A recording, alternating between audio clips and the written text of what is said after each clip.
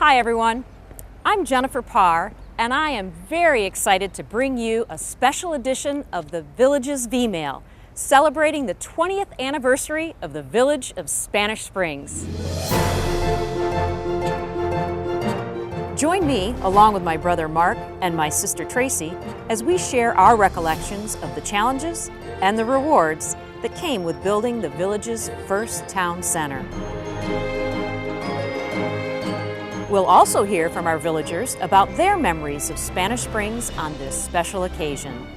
Then, before we go, we'll check in with my daughter Paige, who has some mouth-watering news about what's coming to Pinellas Plaza Shopping Center. Whether you're a longtime resident or brand new to the Villages, there's much to appreciate as we look back on our most historic town center. So if you're ready, this anniversary celebration starts now.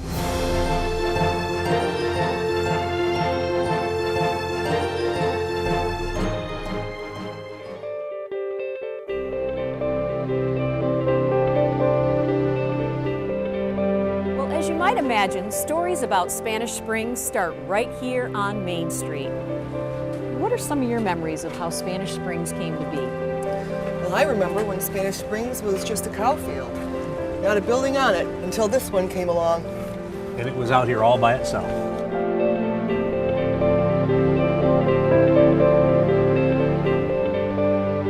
The concept of Spanish Springs got started when our parents decided they wanted to build a town center.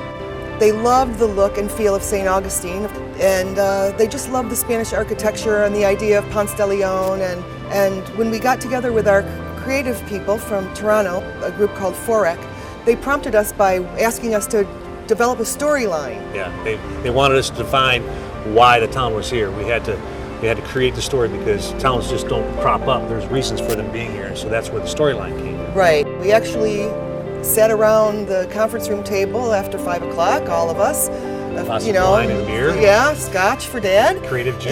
And we sat around and decided what we were going to name our buildings and the reason for it and what the designs were going to be and what the architectural feel was going to be for Spanish Springs. It was a very, very exciting time for all of us because it was something we'd never done before, and we were meeting all these creative people that let our creative juices start flowing, and it was just wonderful. And we were all together as a family creating this amazing new thing for Central Florida.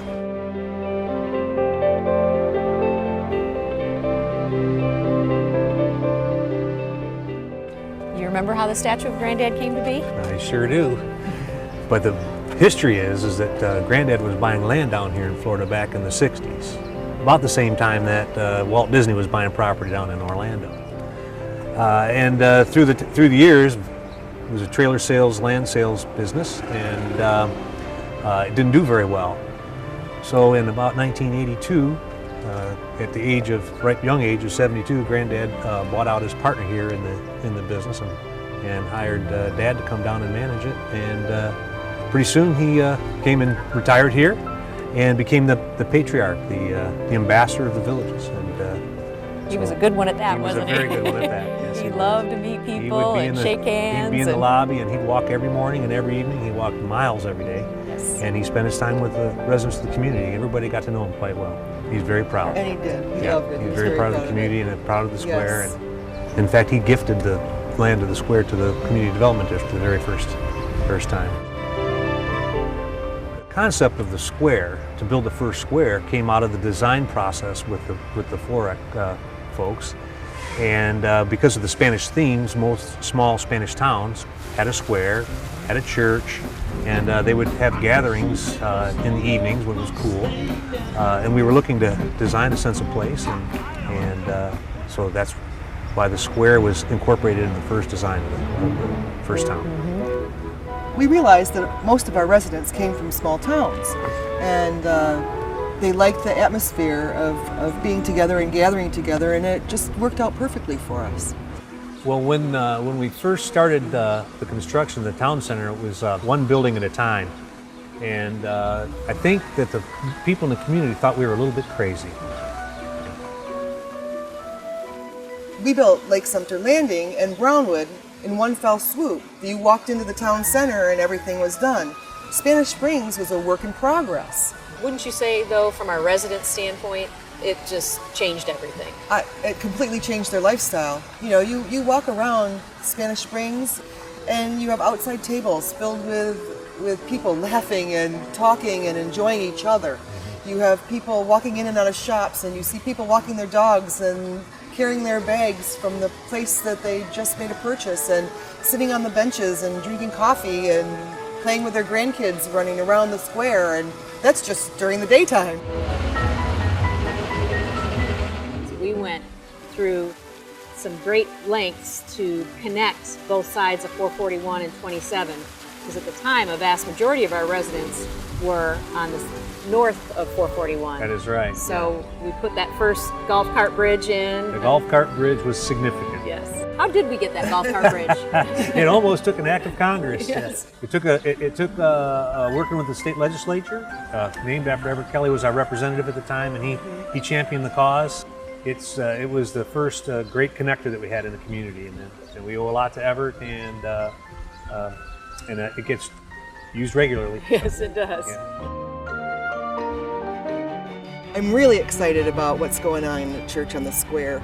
We had such great music there that we decided we needed to enhance it and make it larger. So Barbara's going to bring some great different entertainment to the villages and Spanish Springs, and I think it's a great change for Spanish Springs. A nice addition for the Spanish Springs. Yes, yeah. it will.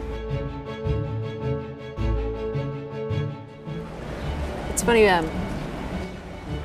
like with the villages, our product changes from time to time, whether it be our homes or the store that's in a particular location. Mm-hmm. But it's always evolving, and the experience that you have here continues forever. Well, if you look at the square today, it's 20 years old. It's clean, it's well maintained, vibrant.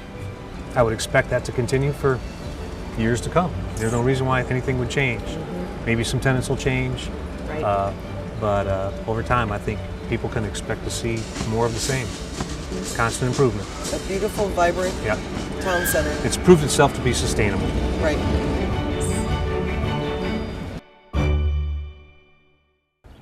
On behalf of Tracy, Mark, and the rest of our family, it's been our pleasure creating the Village of Spanish Springs.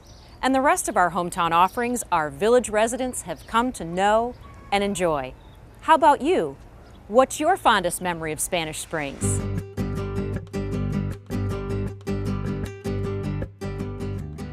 So, Mary, tell me, what's your earliest memory of Spanish Springs?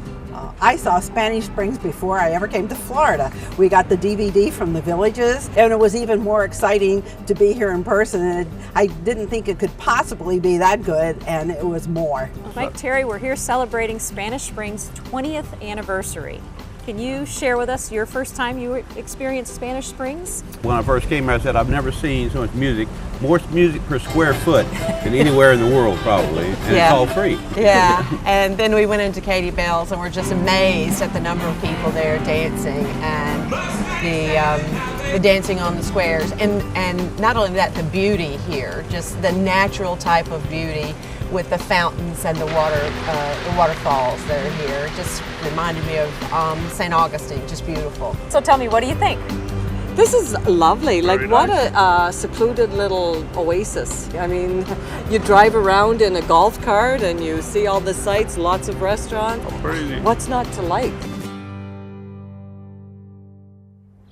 I'm sure for those village residents who were here when Spanish Springs was first created, the last 20 years has zoomed by.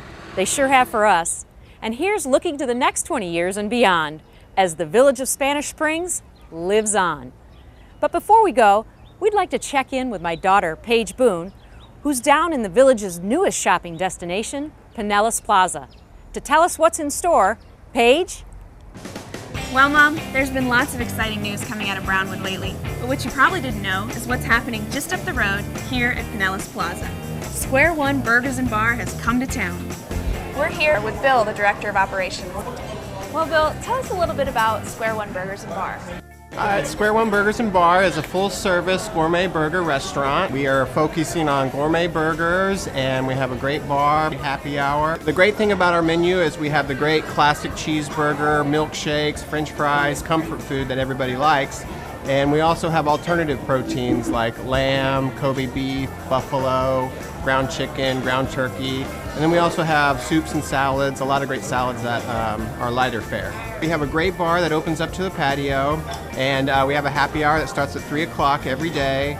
We have a special day on Thursday. It's called Thirsty Thursday, where we do discounted martinis and discounted craft beers.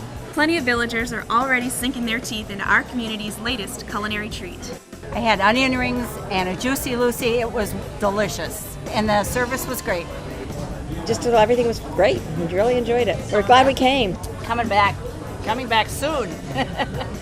I had a mushroom burger here today. It was very fresh tasting. The burger was real juicy. It was very good. If you love a great burger, why not venture down to the west end of County Road 466A? Square One Burgers and Bar offers an awesome casual eating experience every day of the week. Well, we hope you enjoyed our little trip down memory lane to celebrate the 20th anniversary of the village of Spanish Springs. Along with our other town centers, Lake Sumter Landing and Brownwood, the tradition of nightly entertainment continues in Spanish Springs, along with the area's best dining and shopping options for villages, residents, and visitors alike. Please be sure to share this video with family and friends back home. You can find lots more videos about the villages, including recent Vmail videos, by visiting our YouTube channel. That's it for now. Join us again next month for our June Vmail with the latest news from the villages.